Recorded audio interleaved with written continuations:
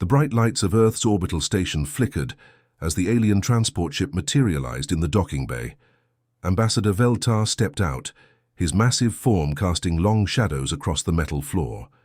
His forearms moved in, practiced, gestures that every species in the galaxy recognized as symbols of absolute power and dominance.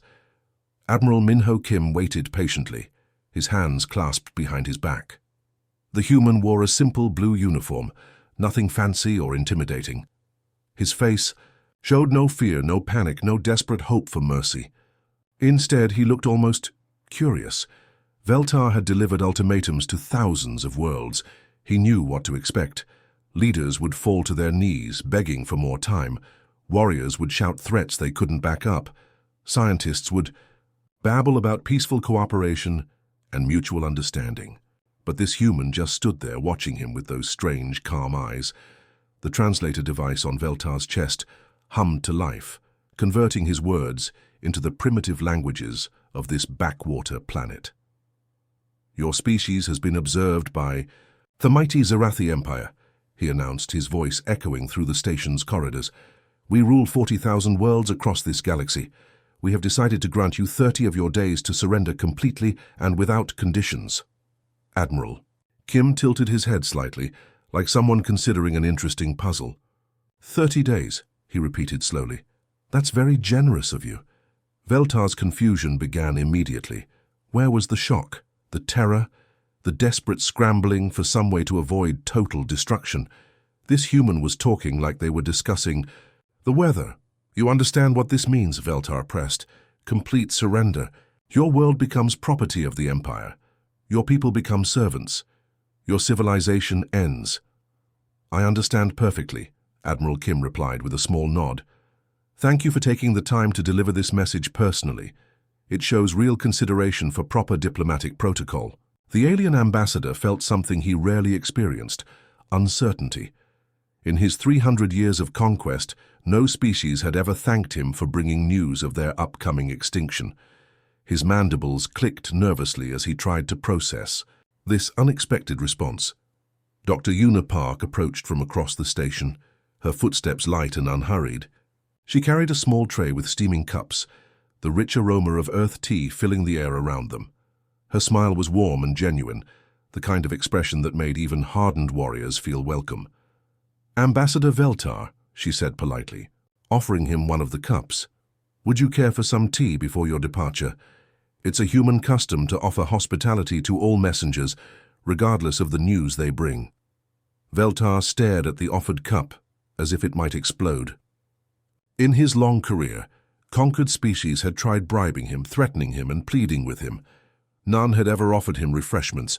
The simple kindness of the gesture disturbed him more than any weapon could have. I must return to my ship," he stammered, backing away from the humans who seemed completely unafraid of him. "Of course," Admiral Kim said graciously. "Safe travels, Ambassador. We appreciate the warning." As Veltar's transport ship pulled away from the station, he pressed his face against the viewing port, studying the space around Earth with growing unease. What he saw didn't match the intelligence reports about this primitive world. Massive mining platforms orbited the planet like mechanical moons, their surfaces bristling with equipment he didn't recognize. Industrial satellites moved in complex patterns, constructing something enormous in the darkness between Earth and Mars. Supply ships traveled constantly between installations, carrying materials and personnel with the efficiency of a well-established, spacefaring civilization. But according to Empire records, humans had never achieved faster-than-light travel. They should still be confined to their single world, struggling with basic rocket technology. Yet here they were, operating a space-based industrial complex that rivaled anything the Empire had built. Veltar's hands trembled as he activated his communication device. "Fleet Command," he said, his voice tight with worry. "I've delivered the ultimatum to the humans as ordered." "Excellent," came the reply. "How did they react? The usual begging and panic?" "No," Veltar replied slowly. "They thanked me. They offered me tea. And Command, their space infrastructure is far more advanced than our reports indicated. Something is very wrong here." "Impossible," the voice crackled back. Our scouts confirmed they're a primitive species. 30 days is more than enough time for them to realize the hopelessness of their situation. Veltar closed the communication channel and continued staring out at the human installations. He had seen thousands of civilizations face the Empire's ultimatum. Some fought bravely, others surrendered immediately, but all of them understood the reality of their situation. These humans were different. They acted like they had a plan. Back on the orbital station, Admiral Kim watched the alien ship disappear into hyperspace. Dr. Park stood beside him, sipping her tea thoughtfully. "What did you think of our visitor?" she asked. "Nervous," Kim replied. "Good. That means he's starting to realize we're not what he expected." "The mining platforms caught his attention," Park observed. "He spent a long time staring at them." Kim smiled for the first time since the ambassador's arrival. 30 days, he said quietly. "They think they're being generous, giving us time to accept our fate." "Should we tell them what humans can accomplish in 30 days?" Park asked with a mischievous grin. "No," Kim replied, turning away from the viewport. "Let's show them instead." Deep beneath the mountains of Colorado, Captain Jisoo Lee stood in a room that officially didn't exist. The massive holographic display stretched from floor to ceiling, showing real-time data from every corner of Earth. Numbers flowed like digital waterfalls, tracking production rates, resource allocation, and construction progress across the planet. 2. Weeks had passed since the alien ultimatum, and the transformation was breathtaking. Every major factory on Earth had been converted overnight. Car manufacturing plants now produced spacecraft components. Electronics facilities churned out weapon systems that shouldn't have been possible with human technology. Even small workshops in remote villages contributed parts to humanity's desperate plan. Captain Lee's fingers danced across her control panel, pulling up status reports from around the globe. The numbers were staggering. In just 14 days, humanity had accomplished what should have taken decades. "Status report," she called out to her team. Engineer Taeho Nam looked up from his console, his eyes bright with exhaustion and excitement. He had been working non-stop for days, surviving on coffee and pure determination. "Captain, you're not going to believe this. The kinetic accelerators are performing way beyond our wildest projections." He pulled up a three-dimensional model of their latest weapon design. The device looked deceptively simple, but the energy readings made Lee's breath catch. "We're literally bending the laws of physics. According to everything we know about science, these things shouldn't work. But somehow the math checks out perfectly."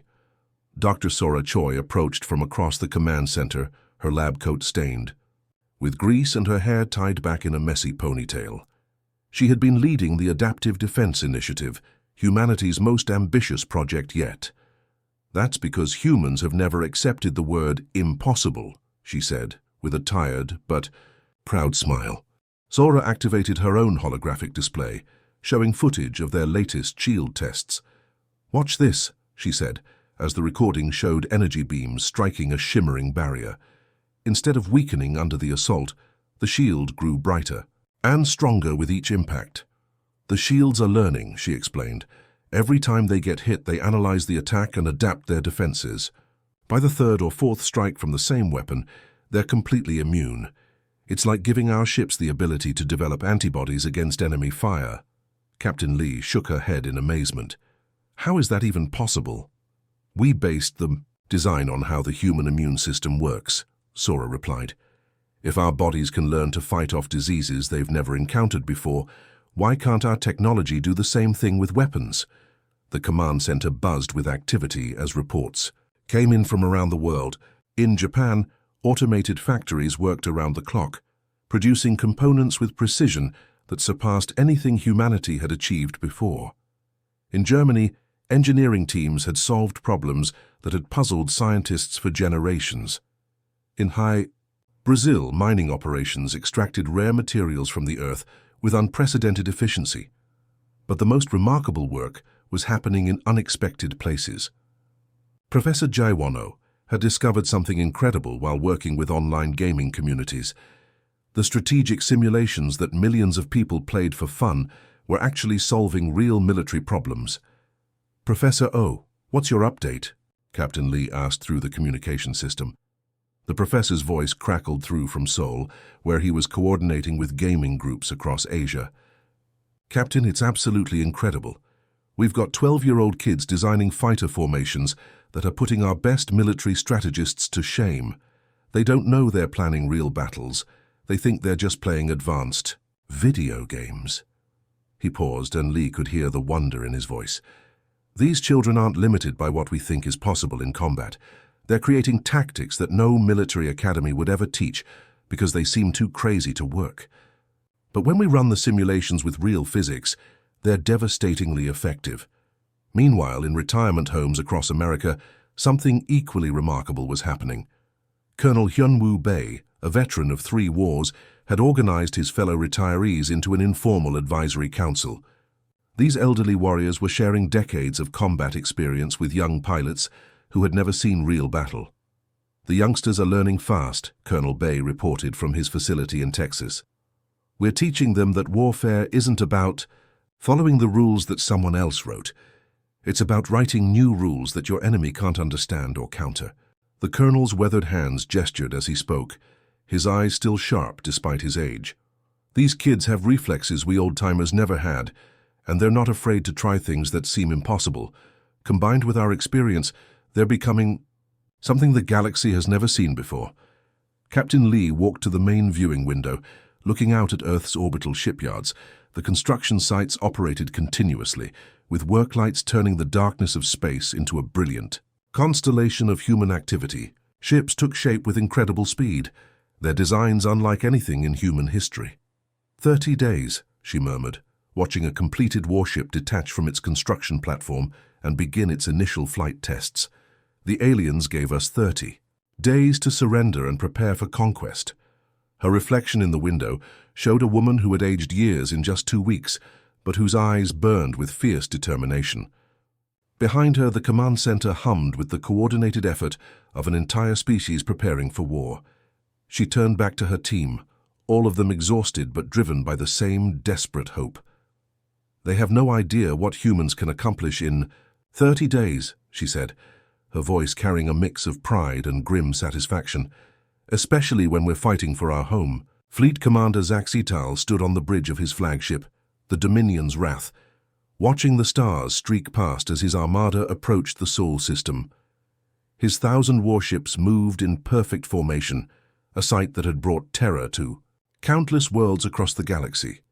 Each vessel was a masterpiece of Zerathi engineering, armed with weapons that could crack planets and protected by shields that had never been breached. The commander's 4 eyes gleamed with satisfaction as he reviewed the intelligence reports one final time. Humans were a young species, barely past their nuclear age. They had no faster-than-light travel, no energy weapons, no particle shields. This would be the easiest conquest in his distinguished career.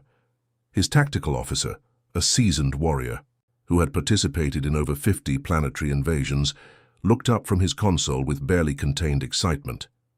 "Commander, we're detecting energy signatures ahead. The humans appear to be mounting some kind of defense." Zaxital's mandibles clicked together in what his species considered laughter. "How many ships are they sending against us?" The tactical officer double-checked his readings, his confidence wavering slightly. "Approximately 200 vessels, sir. They're approaching directly. No attempt at evasive maneuvers." 200 against 1,000? Zaxital's amusement grew. "This will be over before we can properly warm our weapons. Signal the fleet to prepare for immediate surrender negotiations." These humans clearly don't understand the futility of their situation. But as the human fleet came into visual range, something felt wrong. The approaching ships looked nothing like proper warships. They were a bizarre collection of converted cargo haulers, mining vessels, luxury cruise ships, and what appeared to be modified garbage collectors. Some still had civilian markings visible on their hulls. Wing Commander Do Hyun Sung gripped the controls of his ship, the former cargo hauler Lucky Strike, now bristling with weapons that his engineering team had somehow crammed into every available space. The modifications should have been impossible. The ship's original design couldn't handle that much firepower without tearing itself apart. Yet here he was, leading Earth's desperate defense fleet into battle, Around him, hundreds of other pilots flew in formations that would have made traditional military commanders weep with frustration. There was no proper order, no textbook spacing, no adherence to any recognizable tactical doctrine. Instead, the human ships moved like a flock of birds, flowing and adapting to each other's movements in ways that seemed almost organic. "All ships, this is Wing Commander Sung," he broadcast on the open channel. "Remember what we discussed in training. We're not here to fight by their rules. We're not here to be honorable or traditional or predictable. We're here to introduce these aliens to something they've never encountered before: human warfare." The first exchange of fire lit up space like a deadly fireworks display. Zaxital watched confidently as his ships unleashed concentrated energy, beams that had vaporized the shields of countless enemy fleets. But instead of the expected explosions and debris, something impossible happened. The human ship's shields didn't just absorb the energy, they seemed to drink it in, growing brighter and more solid with each impact. Then, in a display that made Zaxital's blood run cold, those same shields began channeling the absorbed energy back at his fleet as focused beam weapons. "Sir," his tactical officer stammered, "their defensive systems are using our own weapons. Against us, how is that possible?" Before Zaxital could respond, the human missiles reached his formation. He had expected simple explosive warheads, primitive chemical reactions that his advanced armor could easily withstand. Instead, he watched in horror as the missiles began changing mid-flight. The first wave of human projectiles struck his outer ships and seemed to analyze the armor composition in real time. The second wave adapted their penetration systems accordingly. By the third wave, the missiles were slicing through Zerathi hulls like they were made of paper. "Commander," his weapons officer shouted, "the missiles are learning. Each one is more effective than the last." Fighter pilot Inha Yu pulled her modified civilian racer through a maneuver that should have killed her instantly. She dove toward the alien flagship at an angle that put enormous gravitational stress on her small craft, then used that same stress as a slingshot to accelerate beyond what her engines could normally achieve. Her ship screamed past the massive alien vessel's defensive grid, moving too fast and at too impossible an angle for their targeting systems to track. As she flew through the flagship's blind spot, her weapons carved deep gouges in armor that no enemy had ever managed to scratch. "This is impossible!" Zaxital roared at his crew. "Their technology is primitive. Their ships are converted civilian. Craft, how are they doing this?"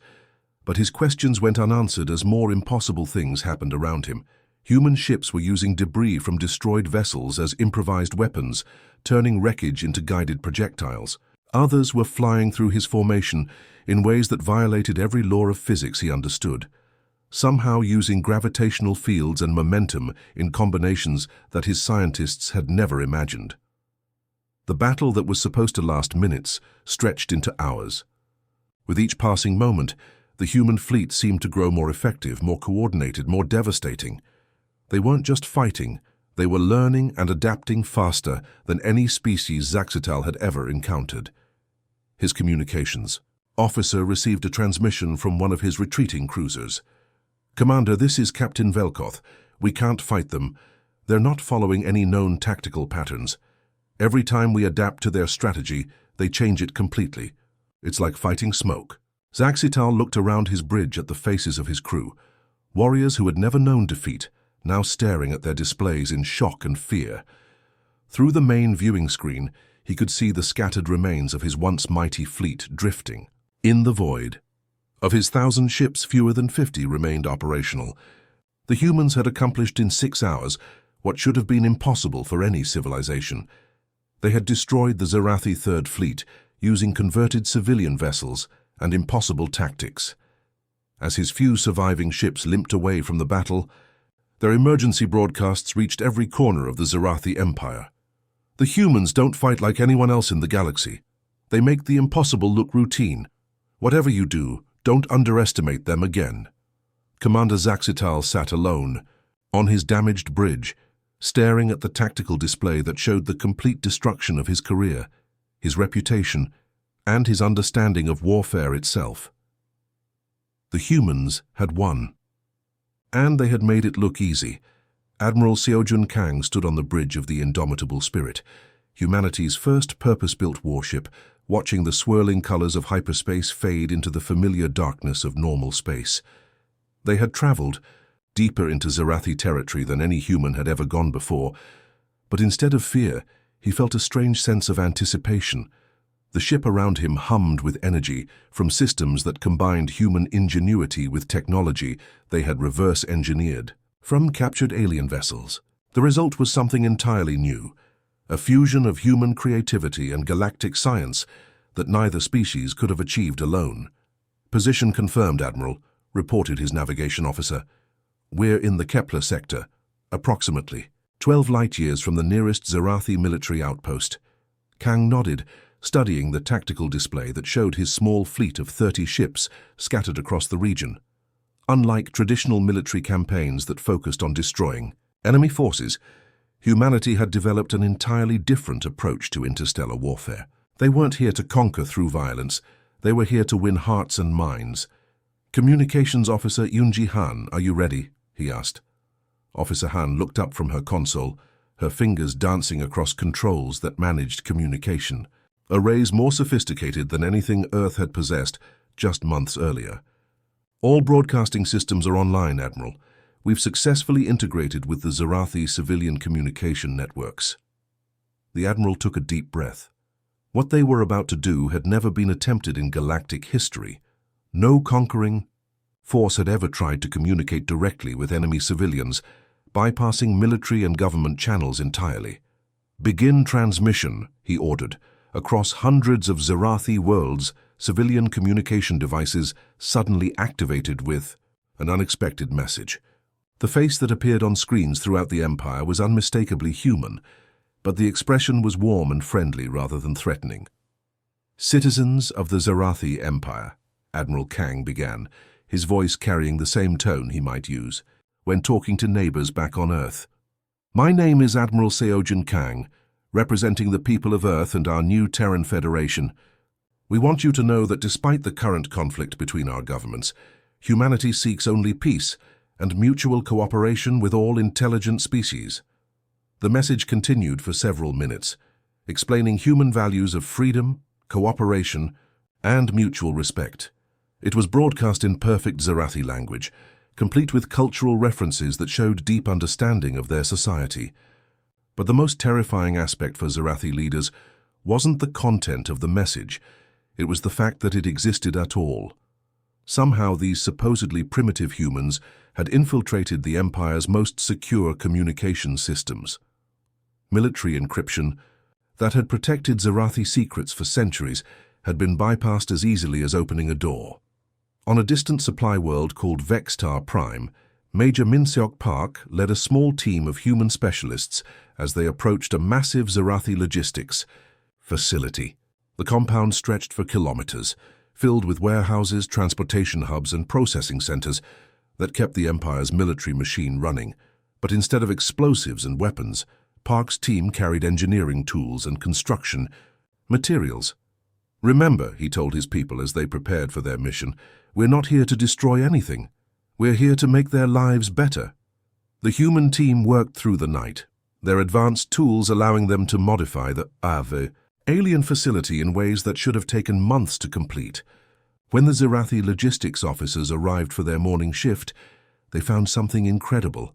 The storage systems had been completely reorganized for maximum efficiency.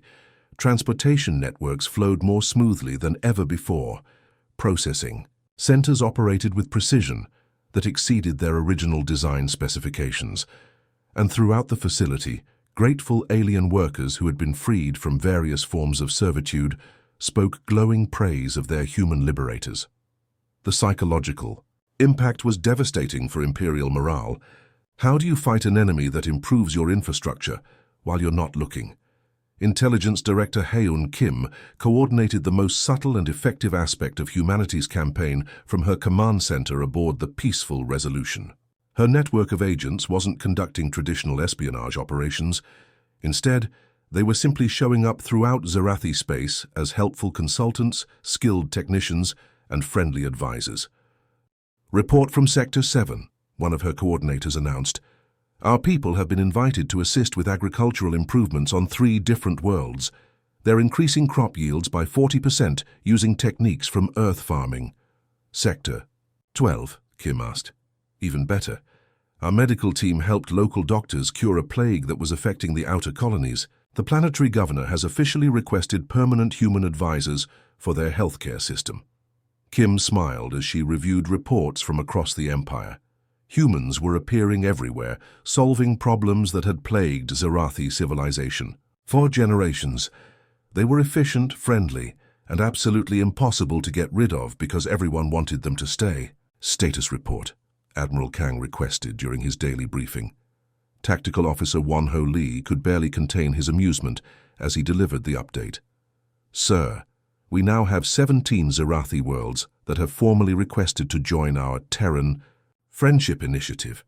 They're asking if we can help them deal with local pirate problems, improve their trade routes, and share our educational techniques with their children.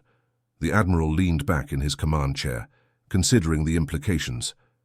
In just 3 weeks, humanity had accomplished something that traditional military conquest could never achieve. They had made themselves indispensable to the very people they were supposedly at war with. What about military resistance? He asked. Minimal and decreasing, Lee reported. Most Zarathi military units are too busy dealing with the political chaos back home. Their civilian populations are demanding to know why their government is fighting people who keep making their lives better. Admiral Kang stood and walked to the viewing port, looking out at the stars that represented thousands of civilizations across the galaxy. You know what our greatest weapon really is, he said to his assembled staff. Sir, Officer Han prompted. It's not our technology, though that's impressive. It's not our tactics, though they're effective. Our greatest weapon is that we refuse to accept that anything is impossible, including the idea that we can make friends out of enemies. He turned back to his crew, his expression serious but hopeful. The Zarathi Empire has spent centuries ruling through fear and domination. We're showing them a different way, one built on cooperation and mutual benefit. Orders, sir? Major Park asked through the communication system from his position on Vextar Prime. Admiral Kang smiled. Continue operations. Keep being helpful. Keep solving problems. Keep showing them that humans make better friends than enemies. Throughout Zarathi space, the empire that had conquered 40,000 worlds found itself facing something it had never encountered before. An enemy that conquered through kindness. Emperor Korvash was done playing games with the humans. He had watched his fleets get defeated again and again by these strange creatures who seemed to win battles without even trying. Now he was leading the final attack himself. 10,000 of the most powerful warships in the galaxy, carrying his elite Imperial Guard soldiers. This time there would be no clever tricks, no surprise tactics. He would simply overwhelm Earth with pure force and erase humanity from existence, as a warning to any other species that dared to resist Zarathi rule. His massive fleet dropped out of hyperspace near Earth, ready to face whatever desperate defenses the humans had managed to put together around their homeworld. The Emperor expected to see thousands of human warships positioned in defensive formations, ready for the final battle that would decide the fate of their species. Instead, he found something that made absolutely no sense at all. A single small human shuttle floated in empty space, completely alone. Inside the tiny vessel, diplomat Yerin Choi sat calmly in her pilot's chair, sipping tea from a delicate ceramic cup, as if she were having a peaceful afternoon break.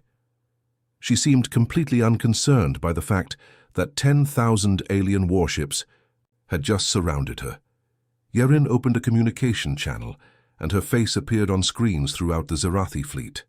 She smiled warmly at the Emperor, the same kind of friendly smile she might give to a neighbor she met at the grocery store. "Greetings, Your Imperial Majesty," she said in a cheerful voice. "I hope you had a pleasant journey. I'm here to discuss the terms for your surrender." Emperor Korvash felt his 4 eyes bulge with rage. The sheer audacity of this tiny human sitting alone in space while his massive fleet could destroy her, in seconds calmly talking about his surrender. His legendary temper, which had terrified entire civilizations, began to boil over. But before he could roar his fury into the communication channel, he heard a sound that froze his blood. The doors to his private throne room were opening behind him. He spun around expecting to see one of his guards or advisors with an urgent message. Instead, he found Admiral Minho Kim sitting comfortably in the Imperial throne itself, casually, reading what appeared to be technical manuals. The human looked up with the same pleasant expression that Diplomat Choi had worn. "Ah, you're back from your little trip," Admiral Kim said conversationally, as if he were greeting an old friend who had just returned from vacation. "I took the liberty of updating your fleet's defensive systems while you were away. They're much more efficient now. You'll be amazed at the improvement in performance. Also, I have to tell you, your coffee was absolutely terrible, so I had some proper earth blends shipped in. You really should try the Colombian roast." The Emperor's mind struggled to process what he was seeing. How had a human gotten onto his flagship? How had he gained access to the most secure room in the entire Zerathi Empire? And why was he talking about coffee at a time like this? The horrible truth began to dawn on him as Chief of Staff Gyumin. O materialized beside Admiral Kim, holding a tablet that displayed official-looking documents. The human wore the same calm, friendly expression that seemed to be standard for his species. "The Terran Federation is prepared to offer the Zerathi Empire full membership with autonomous regional governance," Gyumin explained in a business-like tone. "Your people would keep their culture, their territories, and their dignity. All we ask in return is that you help us build something better than an empire, a community where everyone works together for mutual benefit." Emperor Korvash looked around his throne room with growing horror. Human technicians were working alongside his own people, apparently having been there for some time. The displays showed improved efficiency ratings across all ship systems. Most shocking of all, everyone in the room, both humans and Zerathi, had genuine smiles on their faces. They looked happy. "What have you done to my empire?" he whispered, his voice barely audible. Admiral Kim stood up from the throne and bowed respectfully, showing the same courtesy he might give to any dignified leader. "We didn't destroy it, Your Majesty. We simply showed your people that there was a better way to live. We became their friends, their problem solvers, their partners in making life better for everyone. The choice is yours now. You can join us willingly and help build this new future, or you can watch as your own citizens choose cooperation over conquest." The truth hit the Emperor like a physical blow. While his forces had been fighting desperately, in space battles losing ship after ship to impossible human tactics, the humans had been quietly integrating themselves into every level of Zerathi society. They had not conquered through force. They had made themselves indispensable by being genuinely helpful. They had solved problems that had plagued the Empire for centuries, improved systems that had been inefficient for generations, and most importantly, they had treated everyone with respect and kindness. The galaxy's most feared emperor, who had conquered 100 worlds and enslaved dozens of species, found himself completely defeated by humanity's ultimate weapon. They had made themselves irreplaceable by being genuinely good people to work with. Around him, his own advisors and crew members were nodding in agreement with the human proposals. They had experienced months of working alongside humans and had discovered that life was simply better when people cooperated instead of fought. The improvements in their technology, their efficiency, and their general happiness were undeniable. The Zerathi Empire ended that day, but not with fire and destruction as everyone had expected.